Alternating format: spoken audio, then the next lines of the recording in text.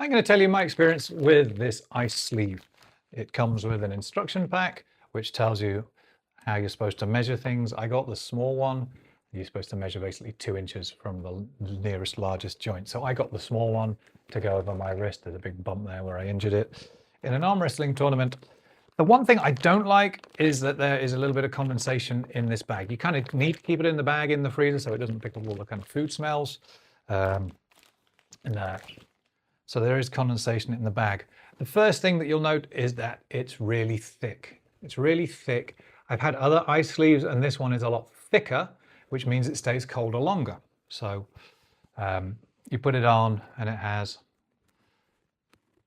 apart from a tiny little seam here, it has 360-degree cooling. If I was going to be kind of pedantic, I would say, okay, there's maybe like 15 degrees where it doesn't have cooling, but I can easily maneuver this onto my wrist so that the coldest part is on my injury.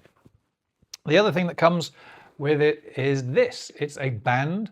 It's basically mostly fuzzy and stretchy with a hook and loop bit on the end here, so that if you want to get a little bit of extra compression, you can kind of wrap this around as many times as you like. It's kind of tricky to do when you're right-handed and you've got an injury on your right hand. But